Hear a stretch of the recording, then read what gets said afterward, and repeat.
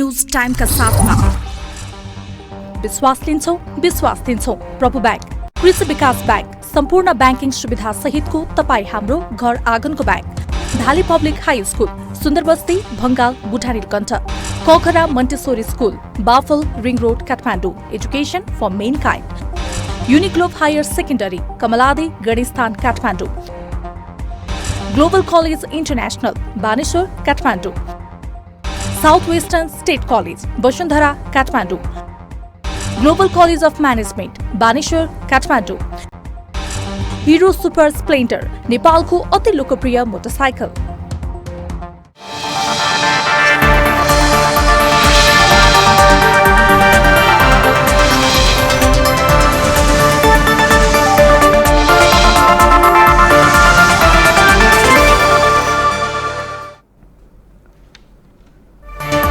नेपालमा कोरोना संक्रमितको संख्या 25,000 नजिक, 24 घण्टामा देशभरमा थपिए 525 नयाँ संक्रमित। विवाद समाधानको प्रयास स्वरूप नेकपाका दुई अध्यक्षबीच 9 दिनपछि संवाद, 4 घण्टाको छलफल, समाधान उन्मुख भएको नेताहरूको प्रतिक्रिया। त्रिभुवन विश्वविद्यालयले तत्काल परीक्षा सञ्चालन नगर्ने, अब हुने परीक्षाको जिम्मा डीन कार्यालय दिएको नियन्त्रण कार्यालयको भनाई। कोरोनाका कारण मृत्यु हुनेको संख्या भारतले बेलायतलाई उछिन्यो, प्रधानमन्त्री मोदीसँग राम मन्दिर शिलान्यासमा सहभागी पुजारीलाई पनि कोरोना। र विश्वकप र एसियन कप छनौट खेल्ने फुटबल टिमका 33 खेलाडीको कोरोना रिपोर्ट नेगेटिभ, 1 खेलाडीको पुनः परीक्षण गरिने। शिवम सिमेन्ट, शुभ आरम्भ शिवमसँग। It's time for United Cements Break.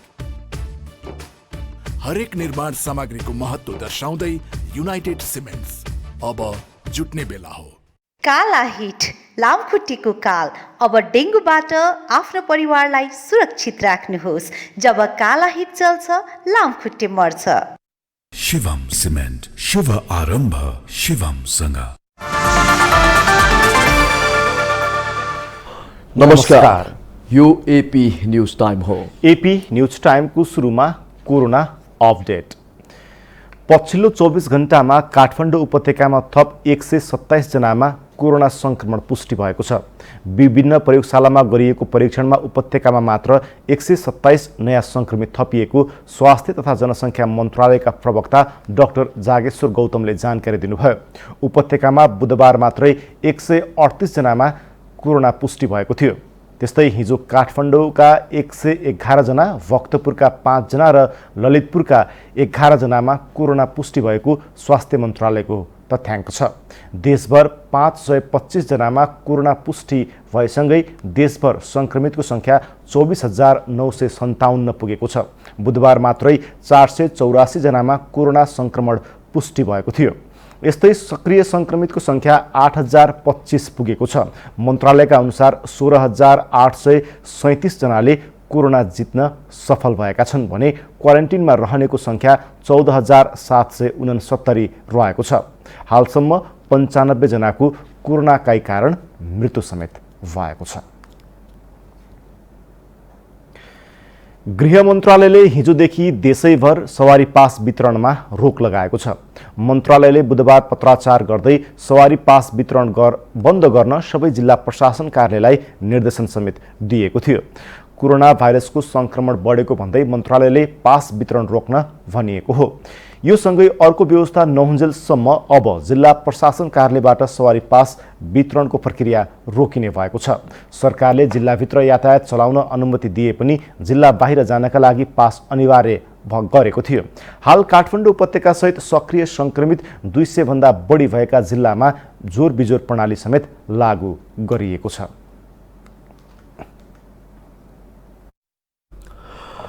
एक साताभन्दा लामो संवादहीनता तोड्दै नेकपाका दुई अध्यक्ष बीच लामो छलफल भएको छ। बालुवाटारमा हिजो प्रधानमन्त्री एवं पार्टी अध्यक्ष केपी शर्मा ओली र अध्यक्ष पुष्पकमल दाहाल बीच करिब 4 घण्टा भएको छलफल सकारात्मक रूपमा अघि बढेको सचिवालयले जानकारी दिएको हो। छलफलका लागि हिजो बिहान 11 बजे अध्यक्ष दाहाल बालुवाटार पुग्नु भएको थियो। पार्टीको आन्तरिक विवाद समाधानका लागि दुई अध्यक्ष बीच मात्र छलफल भएको सचिवालयले जानकारी दिएको छ। 9 दिनको संवादहीनता तोड्दै अध्यक्ष द्वय बीच छलफल भएको हो।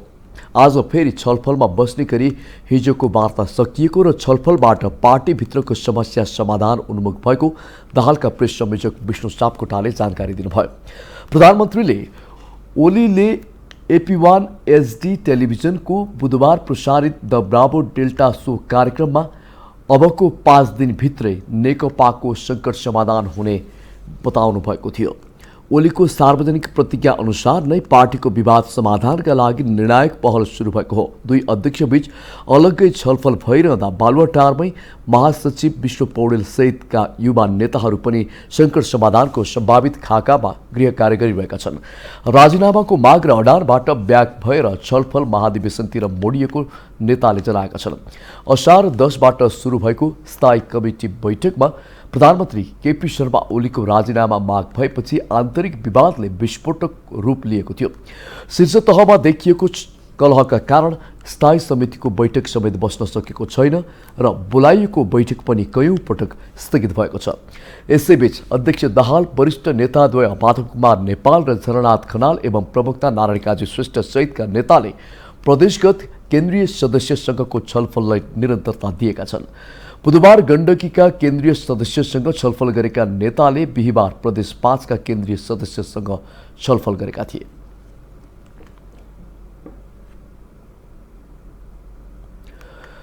त्रिभुवन विश्वविद्यालयले तत्काल परीक्षा सञ्चालन नगर्ने भएको छ। कोरोना संक्रमण बढ्न थालेपछि त्रिवीले तत्काल परीक्षा नगर्ने भएको परीक्षा नियन्त्रण कार्यालय पनिकाका परीक्षा नियन्त्रक पुष्पराज जोशीले जानकारी दिनुभयो। यसअघि बन्दाबन्दी खुलेसँगै पनिकाले आगामी भदौ 16 देखि सेमेस्टर र असोजको पहिलो हप्तादेखि वार्षिक परीक्षाको तयारी गरेको थियो। परीक्षा नियन्त्रक जोशीले अब हुने परीक्षाको जिम्मा दिन कार्यालयलाई दिएको जानकारी पनि दिनुभयो। भदौ 1 गतेदेखि लामो दूरीका यातायात सञ्चालन भएपछि विद्यार्थी काठमाडौँ आउने र त्यसपछि परीक्षा सञ्चालन गर्ने तयारी गरिएको थियो। कोरोना भाइरसको संक्रमण बढ्दै गएपछि गत सोमबार बसेको मन्त्री परिषद बैठकले भदौ 15 गतेसम्मका लागि लामो दूरीका यातायात चल्न नदिने निर्णय गरिसकेको छ।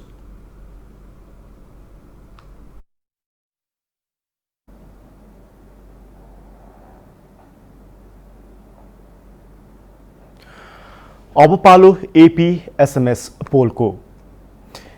AP-SMS पोलमा आजको प्रश्न छ, विश्वविद्यालयका परीक्षा शरीरहरूलाई के भन्नुहुन्छ? ए, सार्नु नै राम्रो, बी, अब गर्ने कि, सी, महामारीको मार।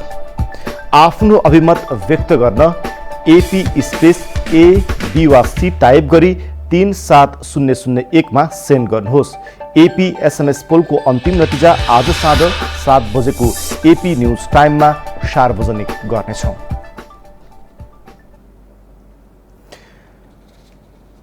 बाँकेको कृषि क्रान्तिमा महत्त्वपूर्ण भूमिका खेल्ने राष्ट्रिय गौरवको सिक्टा सिँचाइ आयोजनाको काम अझै सम्पन्न हुन सकेको छैन। यस वर्ष सकिने भनिएको आयोजना अन्तर्गत विभिन्न काम बाँकी रहेपछि आर्थिक वर्ष 2084-85 मा सम्पन्न गर्ने गरी संशोधनको प्रक्रिया समेत अगाडि बढाइएको छ। आयोजनाको अवधि लम्बिँदै गए पनि यस वर्ष पनि कृषकले समयमै सिँचाइ सुविधा उपभोग गर्न पाएका छन्। एक रिपोर्ट।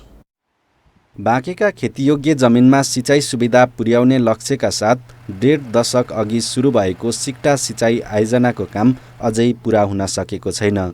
आयोजनाको काम सम्पन्न नहुँदा यहाँका कृषकले आयोजनाबाट सोचे जति लाभ लिन सकेका छैनन्।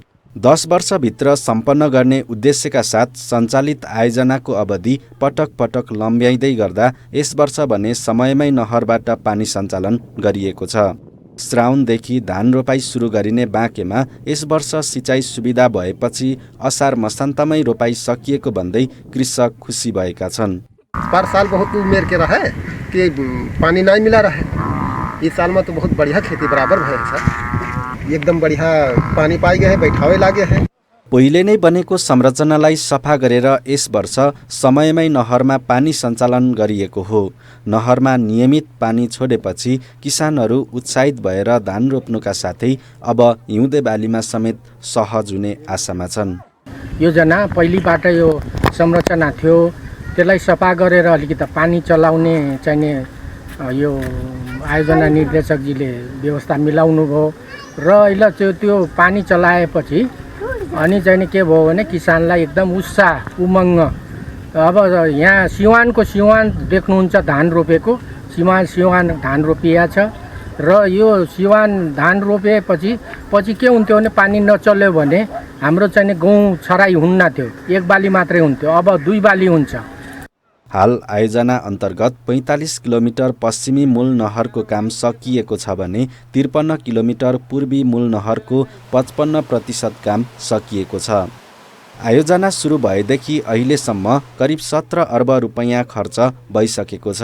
यस वर्ष आयोजना सम्पन्न हुने लक्ष्य रहे पनि अझै 35% भन्दा बढी काम बाँकी रहेको भन्दै आर्थिक वर्ष 2084-85 मा सम्पन्न गर्ने गरी कुल 39 अर्ब लागत अनुमान सहितको गुरु योजना संशोधनको प्रक्रियामा रहेको आयोजनाले जनाएको छ।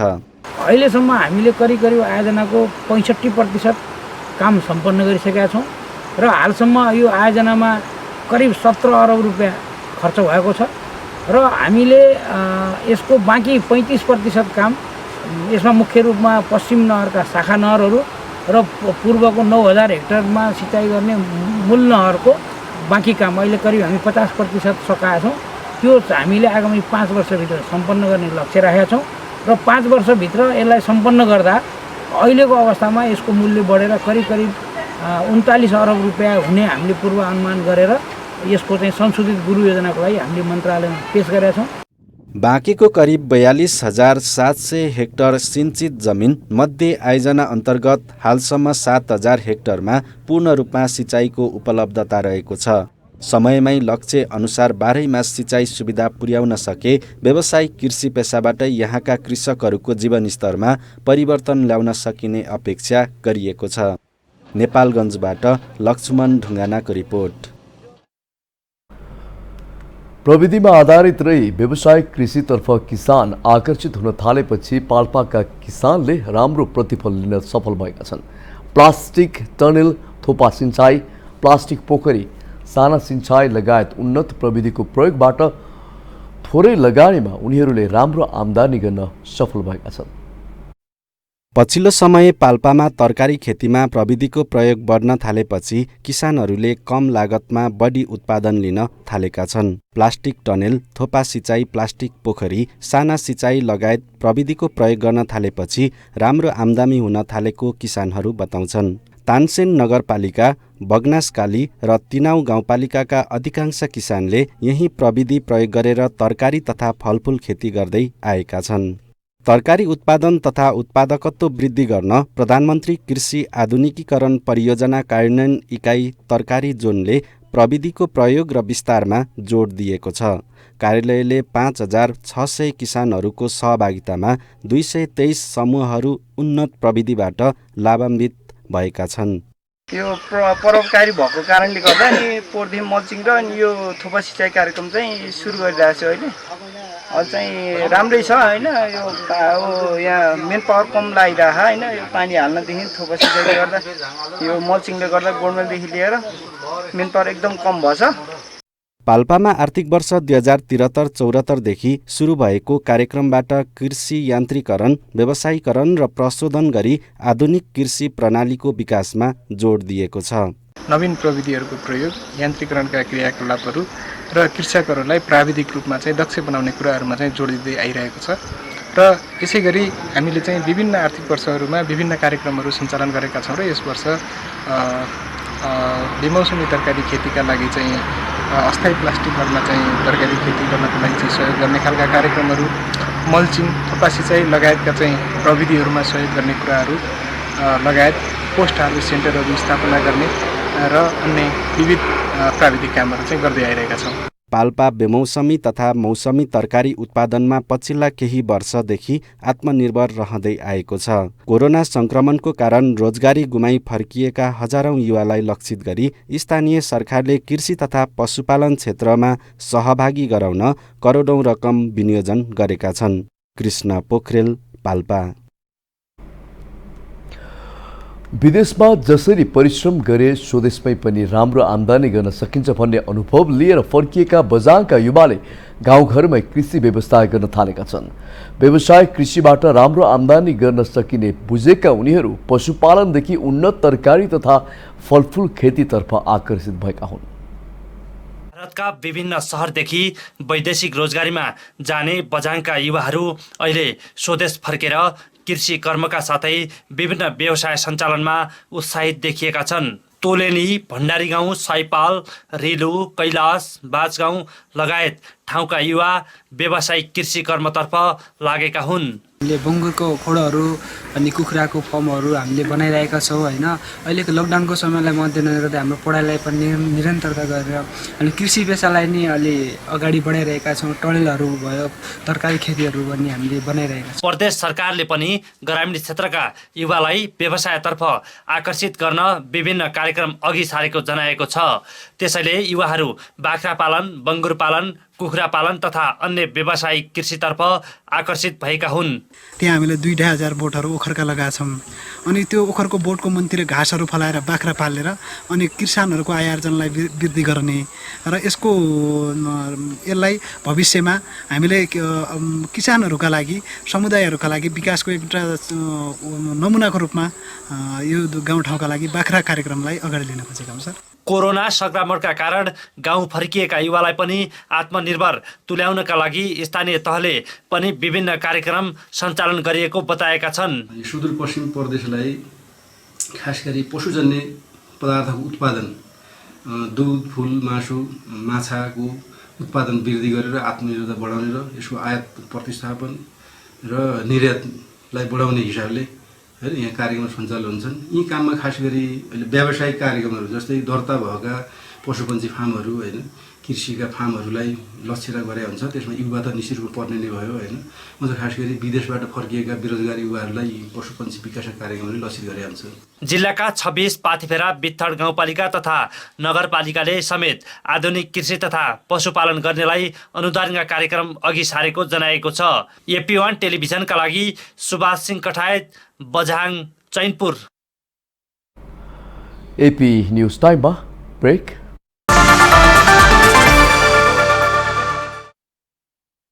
बाकी न्यूज का साथ गुरांस लाइफ इंश्योरेंस सर्वाधिक बोनस दिने कन्फर्म्ड। शिवम सिमेन्ट, शुभ आरम्भ शिवम सँग।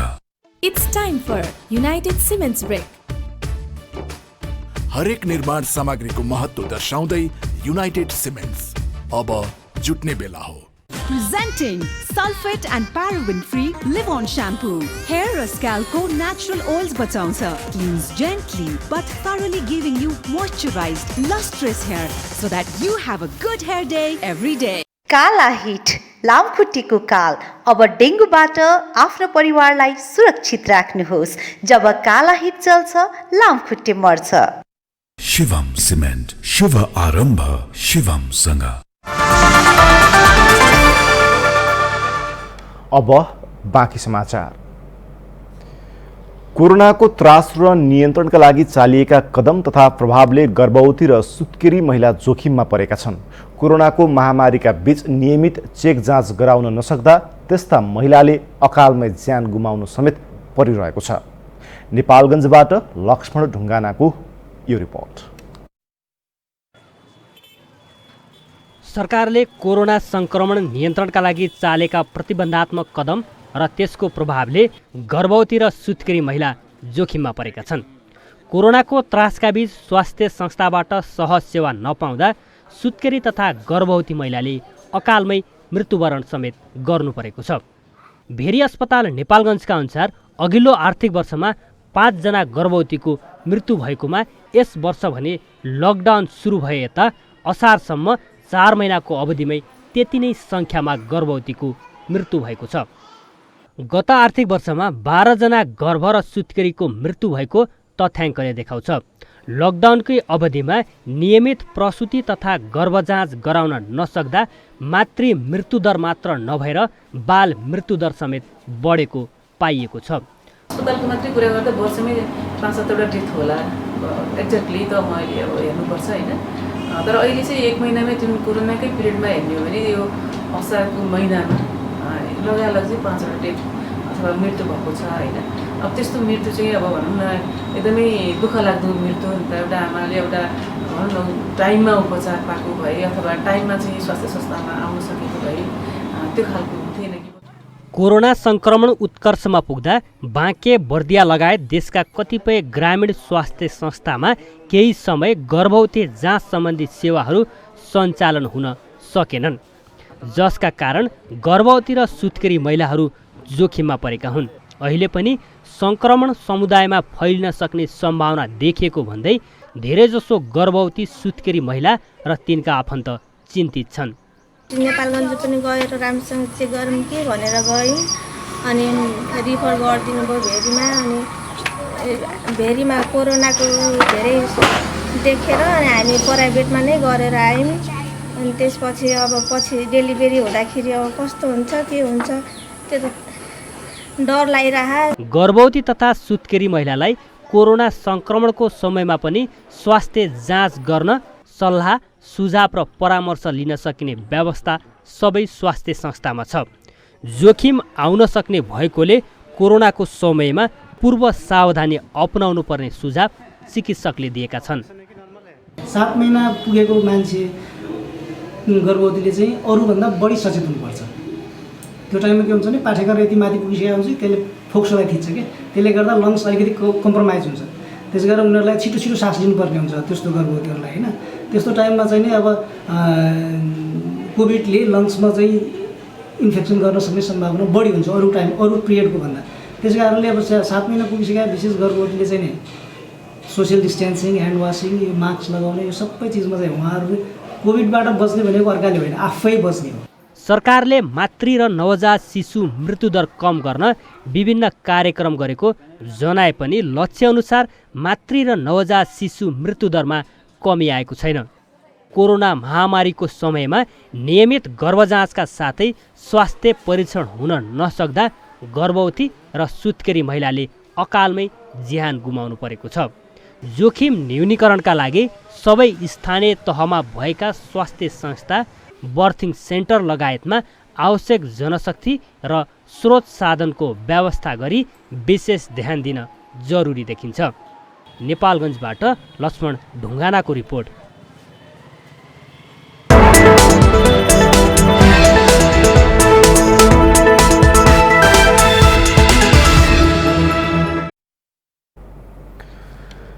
कृषि सामग्रीको अभाव, बिचौलियाको प्रभाव र भारतबाट आयात भएको केरासँग प्रतिस्पर्धा गर्न नसक्दा रूपन्देहीका केरा किसान मर्कामा परेका छन्। केरा खेतीतर्फ आकर्षित भएका किसान बिचौलियाको बिगबिगी तथा भारतबाट सस्तोमा केरा आयात हुँदा विस्थापित हुने अवस्थामा पुगेको बताउँछन्। 2 दशकदेखि केरा खेती गर्दै आएका रूपन्देहीको मायादेवी र सियारी गाउँपालिकाका किसान पछिल्लो समय विभिन्न कारणले हैरान छन्। व्यावसायिक केरा खेती गर्दै आएका यहाँका 250 किसान समयमा मल नपाइने बजारमा बिचौलीको हालिमुहाली तथा भारतबाट सस्तोमा आउने केराका कारण मर्कामा परेको बताउँछन्। 20 वर्ष जति भइसक्यो केरा खेती गर्दा। अब पहिला त्यति व्यवस्था थिएन, पानी सानीको अब त्यति व्यवस्था थिएन। अब व्यवस्था भइसकेको छ, ठाउँ ठाउँमा बोर भइसकेको छ। त्यो बोर अब आफै गराएका छन्। बिचौलियाको प्रभावमा भारतबाट सस्तोमा केरा आउन थालेपछि स्थानीय उत्पादनले उचित बजार नपाएको उनीहरूको गुनासो छ। भारतमा किसानलाई मल बिउ तथा कृषि औजारमा अनुदान पाइने हुनाले 60% कम मूल्यमा केरा भित्रिँदा समस्या भइरहेको किसानहरूको भनाइ छ। इन्डियाको केराले गर्दा हाम्रो केरा डाउन हुन्छ, त्यति भाउमा बिक्दैन। त्यसले अरू बेला तपाईँको हाम्रो यो सिजन हो, हाम्रो बेच्ने सिजन यो हो। रूपन्देहीमा दशैं अघिदेखि छठ पर्वसम्म केराको खपत बढी हुने गर्दछ, तर यही बेला भारतबाट अत्यन्त कम मूल्यमा केरा आयात हुने र यहाँको उत्पादन विस्थापित हुने गरेको किसानको भनाइ छ। सिँचाइ सुविधा, मल तथा सङ्कलन केन्द्रको अभाव लगायत कारणले लागत बढ्ने हुँदा स्थानीय उत्पादनलाई प्रवर्धन गर्न सरकारी तहबाट नै पहल हुनुपर्ने उनीहरूको भनाइ छ। सरकारले हामीलाई चाहिएको जति सेवा सुविधाहरू भन्नाले मल खादहरू भयो, सिँचाइको व्यवस्था भयो, अनि बजार व्यवस्थापनको समस्या भयो, यो सब थुप्रै किसिमले देखा परेका छन्। खेती जुन व्यावसायिक केरा खेती हामी गरेका छौँ, यसमा सरकारले यदि बजारको मूल्य निर्धारण गरिदियो भने, सङ्कलन केन्द्रहरू बनाइदियो भने, व्यापारीहरूलाई कतिमा दिने भनेर त्यो दाम मूल्य निर्धारण भयो भने हाम्रो केरा खेतीको उचित मूल्य पाउँछौँ र किसानहरू मर्कामा पर्दैनन्। किसानहरू केरा खेतीतर्फ आकर्षित भएका बेला स्थानीय उत्पादन प्रवर्धनका लागि आयातमा नियन्त्रण तथा किसानलाई सहुलियत तथा अनुदानका कार्यक्रम ल्याउनु पर्ने उनीहरूको माग छ। भैरहवाबाट राधेश्याम विश्वकर्माको रिपोर्ट। कोरोना भाइरसका कारण लामो समयसम्म भएको लकडाउनको प्रत्यक्ष असर राजस्व सङ्कलनमा परेको छ। राजस्व असुली हुने मुख्य 4 महिनासम्म सेवा ठप्प हुँदा दैनिक सेवाग्राहीको भिडभाड हुने आन्तरिक राजस्व कार्यालयले लक्ष्यभन्दा ज्यादै न्यून मात्रा राजस्व सङ्कलन गरेको हो। विकास निर्माणका योजना सञ्चालन होस् या राजस्व सङ्कलनको लक्ष्यमा पुग्ने कुरा, आर्थिक वर्षको अन्तिम चौमासिकलाई महत्त्वपूर्ण समय मानिन्छ। यही बेला वर्षभरि कार्यान्वयन हुन नसकेका विकास निर्माणका योजना सम्पन्न गरिन्छन् भने करदाताले पनि अन्तिम अवस्थामा कर बुझाउने गर्छन्। तर गत चैतदेखि असारसम्मको अन्तिम चौमासिकमा कोरोना भाइरस सतर्कता स्वरूप देशव्यापी लकडाउन भएकाले अर्थतन्त्रको मुख्य स्रोत मानिने राजस्व सङ्कलन ह्वात्तै घटेको छ। पश्चिम तराईको आर्थिक सहरको रूपमा विकसित नेपालगञ्जमा विभिन्न व्यावसायिक क्रियाकलाप बढे पनि लकडाउनका कारण सेवा प्रवाह ठप्प हुँदा आन्तरिक राजस्व कार्यालयको राजस्व असुली घटेको छ। गत आर्थिक वर्षमा करिब 5 अर्ब 10 करोडको लक्ष्य पाएको कार्यालयले 3 अर्ब 48 करोड अर्थात् 68.27% मात्रै राजस्व सङ्कलन गरेको छ। गत वर्ष हाम्रो चाहिँ 3 अर्ब 51 करोडको चाहिँ लक्ष्य थियो राजस्वको। त्यसमा हामीले 3 अर्ब 58 करोड यानि हाम्रो टार्गेटको चाहिँ 102% हामीले प्रगति गरेको थियौँ। यो आर्थिक वर्षमा पनि 510 अर्ब मोटामोटी टार्गेट भएकोमा त्यति हामी सङ्कलन गर्छौँ भन्नेमा हामी चाहिँ विश्वस्त थियौँ। तर अब यही कोभिडको कारणले गर्दा भनौँ, अब देशको आर्थिक स्थितिको कारणले गर्दा भनौँ, अहिले चाहिँ हाम्रो असुली भनेको जम्मा 3 अर्ब 48 करोड मात्रै भएको छ।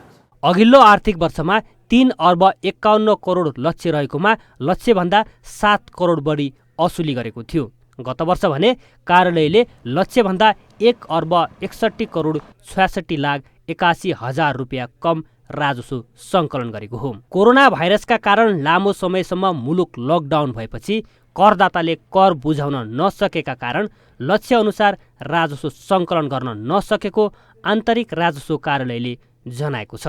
सरकारले आर्थिक विधेयक 2077 जारी गरी 73-74 देखिको कर तिर्न बाँकी रहेका करदातालाई समेत कर छुट सहुलियत सम्बन्धी सुविधाको व्यवस्था गरेको छ। त्यस्ता करदातालाई 2077 फागुन मसान्तसम्ममा कर तिर्न सकिने गरी प्याकेजको व्यवस्था गरेको आन्तरिक राजस्व कार्यालय नेपालगञ्जले जनाएको छ। जति पनि करदाताहरू जो चाहिँ विगतमा कारोबार गर्दै आउनुभएको छ, आय आर्जन गर्दै आउनुभएको छ, तर राजस्वमा चाहिँ कम्प्लायन्स सहभागिता जनाउनु भएको छैन, उहाँहरूले चाहिँ केही निश्चित अवधिको 2-3 आर्थिक वर्षको मात्रै चाहिँ कर र सोमा लाग्ने चाहिँ 25% मात्रै ब्याज र आय विवरण मात्रै बुझायो भने धेरै कुरा छुट हुने हुनाले मैले तपाईँहरू मार्फत पनि त्यस्ता करदाताहरूलाई यो कुरा चाहिँ जानकारी गर्दछु र एकदम हार्दिक अनुरोध पनि गर्दछु, आह्वान पनि गर्दछु। 77 फागुन मसान्तसम्ममा उहाँहरू यो स्किममा आउनु भने उहाँहरू धेरै लाभान्वित हुनेछ भन्ने चाहिँ मलाई विश्वास छ। करिब 4 महिना लकडाउन हुँदा उद्योग व्यवसाय र सेवा क्षेत्रका साथै समग्र अर्थतन्त्र र जनजीवन नै नराम्ररी प्रभावित बनेको छ, जसकारण राजस्व लक्ष्य पूरा हुन नसकेको हो। नेपालगञ्जबाट लक्ष्मण ढुङ्गानाको रिपोर्ट।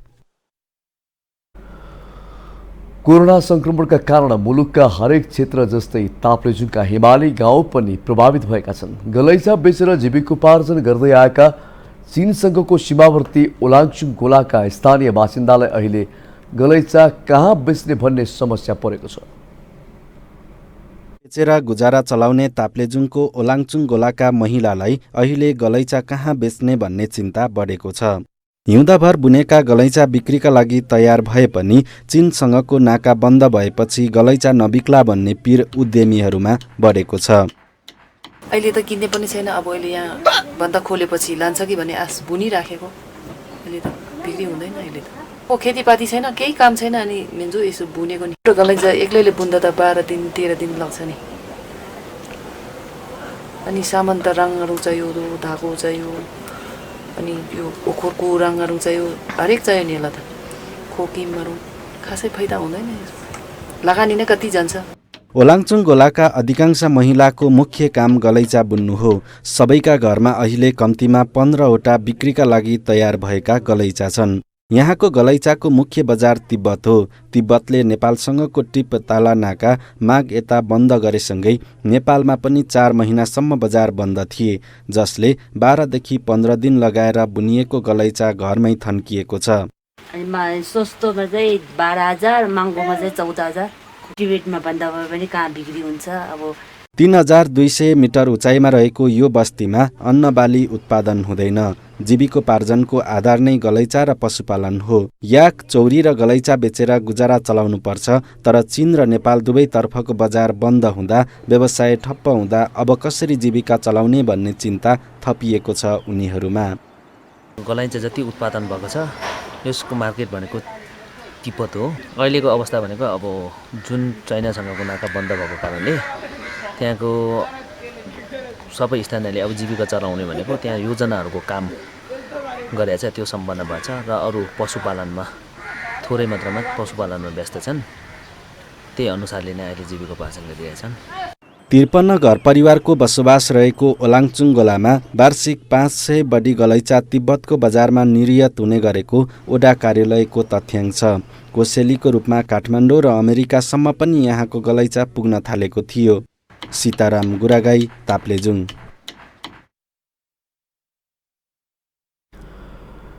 एपी न्यूज टाइममा ब्रेक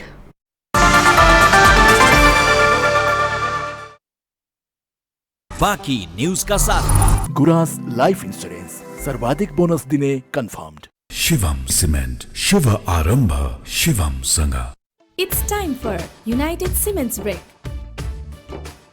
हरेक निर्माण सामग्रीको महत्त्व दर्शाउँदै युनाइटेड सिमेन्ट्स अब जुट्ने बेला हो ती सफा गरे पनि आँखाले नदेख्ने कीटाणु बच्चाको कोठाको भित्तामा पुगि नै हाल्छ त्यही भएर हो हामी आफू र आफ्नो परिवारको स्वास्थ्यप्रति अझ सजग रहनुपर्ने त्यसैले Asian Paints Royal Health Shield जसले घरभित्रको भित्तामा रहेको 79% सम्म कीटाणु नाश गरी घरलाई निरोगी बनाउँछ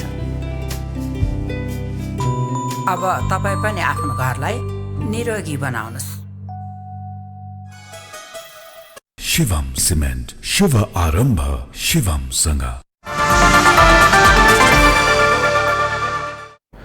अब बाँकी समाचार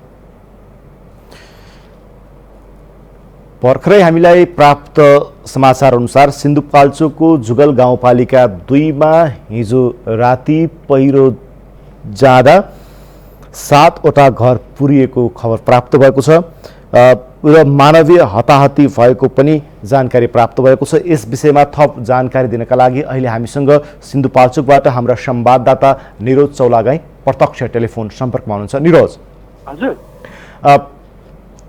सिन्धुपाल्चोकको जुगल गाउँपालिका 2 मा आज बिहान पहिरो गएको खबर प्राप्त भएको छ पछिल्लो विवरण के छ र त्यहाँको उद्धार कार्य कसरी अगाडि बढिरहेको छ अहिले बिहान 6 बजे गएको पहिरोमा चाहिँ जुगल गाउँपालिकाको वडा नम्बर 2 लिदी भन्ने ठाउँमा चाहिँ अहिले बिहान 6 बजे गएको पहिरोबाट चाहिँ 7 घर पुरिएको र स्थानीयहरू भाग्न नसकेको भन्ने जानकारी हामीले पाएका छौँ सिन्धुपाल्चोकको चाहिँ हिमाली भेग र चाहिँ विकट बस्ती भनेर चिनिने जुगल गाउँपालिका लिदीमा चाहिँ गत महिना जुन असार महिनामा पनि निकै ठुलो चाहिँ बाढी पहिरो गएको थियो यो साउनमा पनि गएको थियो भने आज बिहान मात्रै गएको पहिरोमा चाहिँ अहिलेसम्मको चाहिँ तथ्याङ्क हेर्दा 7 घर पुरेको र अन्य चाहिँ घरहरूमा क्षति भएको भन्ने कुरो चाहिँ हामीले पनि जानकारी पाएका छौँ त्यहाँको स्थानीयबाट त्यो ठाउँमा चाहिँ जुगल गाउँपालिकाको काप्पिके भन्ने ठाउँबाट चाहिँ नेपाली सेनाको 20 जनाको टोली र नेपाल प्रहरी त्यहाँबाट चाहिँ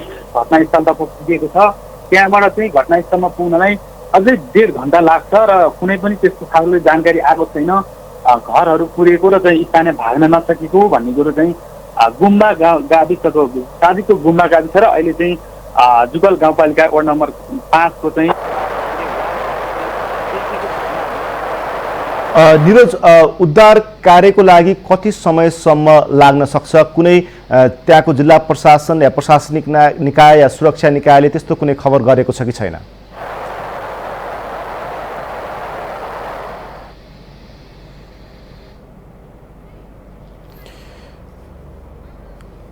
दर्शकवृन्द, उहाँ हुनुहुन्थ्यो हाम्रा सिन्धुपाल्चोक स्थित संवाददाता निरज चौलागाई।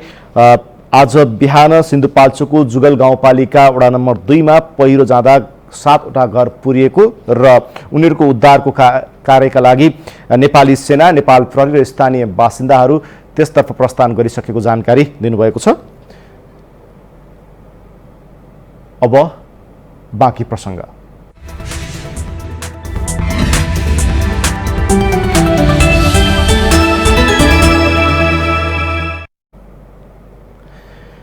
विश्वभर कोरोना संक्रमितको संख्या 2,10,68,000 नागेको छ। पछिल्लो तथ्याङ्क अनुसार कोरोनाका कारण 7,52,000 भन्दा बढीको ज्यान गएको छ।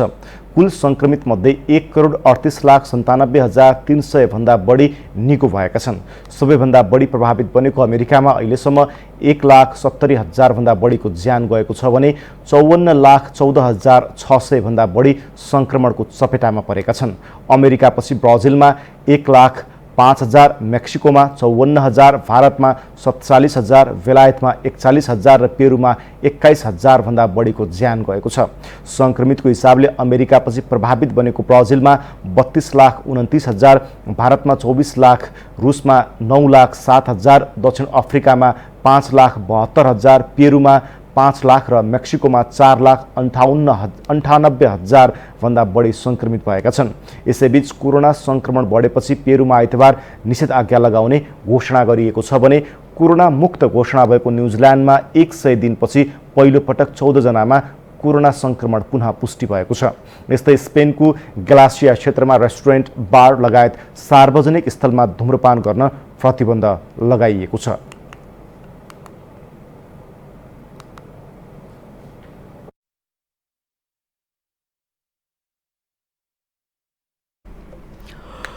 भारतले कोरोनाका कारण मानवीय क्षतिमा बेलायतलाई उछिनेको छ। पछिल्लो 24 घण्टामा भारतमा कोरोनाका कारण 1,006 जनाको ज्यान गइसके ज्यान गुमाउनेको संख्या 48,000 नागेको छ भने बेलायतमा 46,791 जनाको ज्यान गएको छ। तर बुधबार बेलायतले नयाँ गणना तरिका घोषणा गरेपछि मृतकको संख्या घटेको देखाएको छ र उक्त संख्यामा 41,329 देखिएको छ।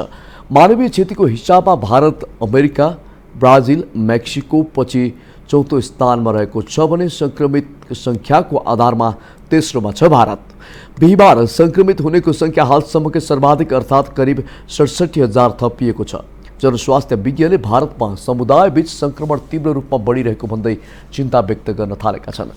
जनघनत्व बढी भएकाले संक्रमणको जालोमा ट्रेसिङ गर्न कठिनाई भएको बताइएको छ। भारतमा पहिलो पटक मार्चमा कोरोना संक्रमण देखिएको थियो। त्यसपछि संक्रमणको फैलावट रोक्न र नियन्त्रण गर्न सम्पूर्ण अन्तर्राष्ट्रिय आवागमन बन्द र करिब 2 महिना कडा लकडाउन लागू गरिएको थियो। लकडाउनका कारण अर्थतन्त्र र दैनिक जनजीवन कष्टकर बनेको भन्दै खुकुलो पारिएपछि संक्रमण भने तीव्र रूपमा बढ्दै गएको छ। धेरै राज्यले संक्रमण बढी देखिएका स्थानमा पुनः लकडाउन भने गरेका छन्। यसैबीच अयोध्या स्थित श्रीराम जन्मभूमि तीर्थ ट्रस्टका प्रमुख महन्त नृत्य गोपाल दासलाई कोरोना संक्रमण पुष्टि भएको छ।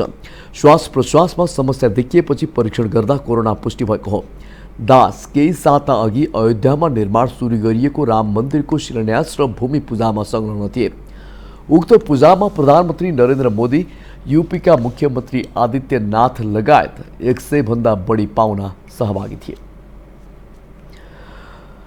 भारतका पूर्व राष्ट्रपति प्रणब मुखर्जीको स्वास्थ्य अवस्था स्थिर रहेको छ। राजधानी दिल्ली स्थित आर्मी रिसर्च एन्ड रेफरल अस्पतालले जारी गरेको मेडिकल बुलेटिन अनुसार मुखर्जीको अवस्थामा कुनै परिवर्तन आएको छैन। उनको हालत स्थिर रहेको र अहिले पनि भेन्टिलेटरमा राखिएको अस्पतालले जनाएको छ। मुखर्जीको स्वास्थ्य अवस्थालाई लिएर सामाजिक सञ्जालमा विभिन्न खाले टिप्पणी भइरहेका बेला मुखर्जी परिवारले पनि स्वास्थ्य अवस्था स्थिर रहेको बताएको छ। 84 वर्षीय मुखर्जीको सोमबार दिल्ली स्थित अस्पतालमा भर्ना गरिएको थियो। आइतबार घरको बाथरुममा लडेर घाइते भएका मुखर्जीको मस्तिष्कको एक भागमा रगत जमेको थियो। उक्त रगत निकाल्न मुखर्जीको शल्यक्रिया पनि गरिएको थियो। त्यस यता मुखर्जीलाई भेन्टिलेटरमा राखिँदै आएको छ। अस्पताल भर्ना भएपछि मुखर्जीले ट्विटर मार्फत आफूलाई कोरोना संक्रमण देखिएको जानकारी दिएका थिए। मस्तिष्कमा जमेको रगत निकाल्न अस्पताल पुगेका बेला गरिएको परीक्षणमा उहाँलाई कोरोना पुष्टि भएको ट्विटरमा बताइएको छ।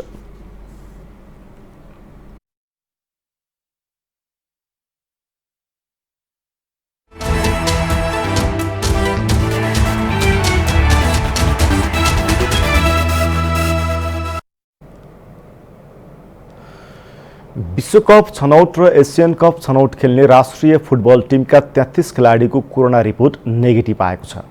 अखिल नेपाल फुटबल संघ एन्फाले गत सोमबार र मङ्गलबार परीक्षण गरिएका 34 खेलाडी मध्ये 33 जनाको कोरोना रिपोर्ट नेगेटिभ आएको जनाएको छ। एन्फाले एक खेलाडीको भने पुनः परीक्षण गर्नुपर्ने जनाएको छ। यस्तै एन्फाले परीक्षण गरिएका खेलाडी सहित प्रशिक्षक, अफिसियल र होस्टेलका कर्मचारी सहित 53 जनाको रिपोर्ट नेगेटिभ आएको जनाएको छ। कोरोना परीक्षण गरिएको 54 मध्ये 53 जना रहेको एन्फाले जनाएको छ। फिफा विश्वकप छनौट र एसियन कप छनौटको प्रशिक्षण थाल्नु अघि एन्फाले कोरोना परीक्षण गराएको थियो, तर टिमको प्रशिक्षण सुरु नभई स्थगित भएको हो। एन्फाले भदौ 1 गतेबाट सुरु गर्ने भनेको टिमको प्रशिक्षण पनि अर्को सूचना नआएसम्मको लागि स्थगित गरेको जनाएको छ। विश्वकप छनौट र एसियन कप छनौट 2021 सम्मको लागि स्थगित भएपछि एन्फाले प्रशिक्षण स्थगित गरेको हो। कतारमा 2022 मा हुने विश्वकप र चीनमा 2023 मा हुने एसियन कप छनौटमा नेपालले अब 3 होम खेल खेल्न बाँकी रहेको छ।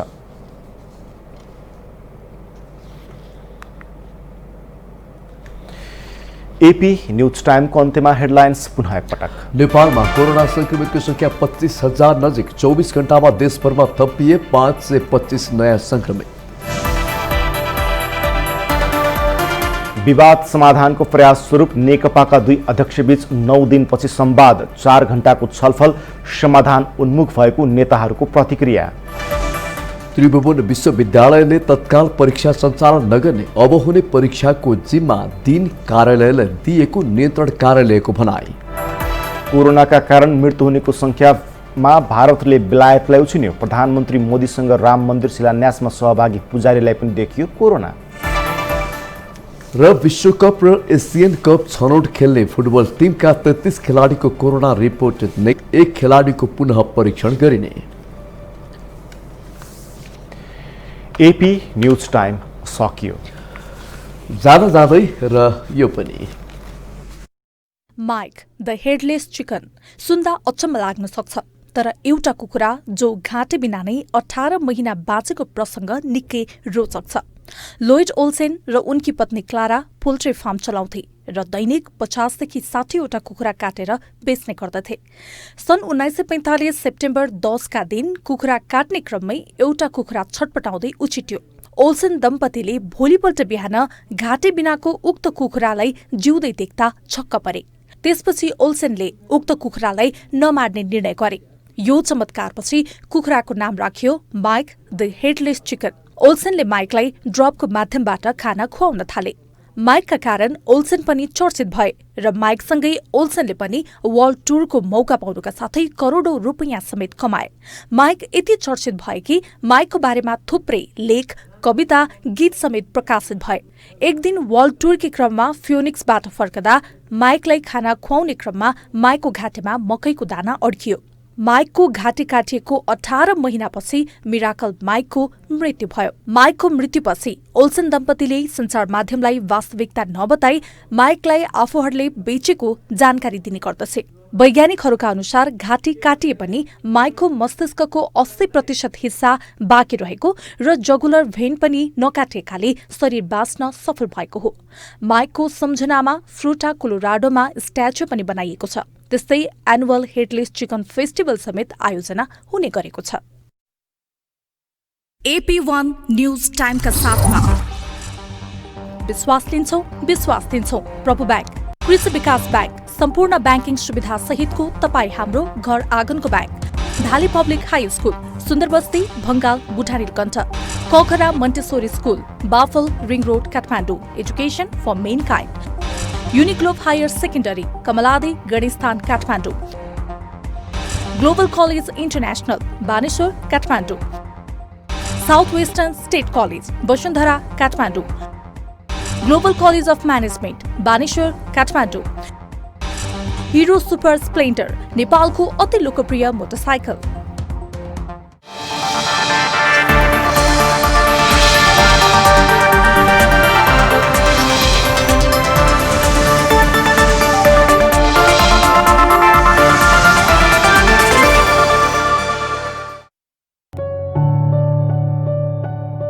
कति घटना समाचार कक्षसम्म आइपुग्दैनन्, कति त समाचार नै बन्दैनन्।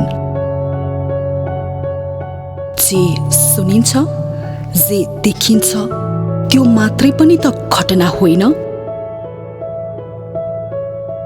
केही दबाइएका, कतै हराएका, समय र परिस्थितिसँगै धुमिल भएका, सतही रूपमा देखा नपर्ने समाजका अनेकन पाटाहरू आउनुहोस् नजिकबाट निहालौं।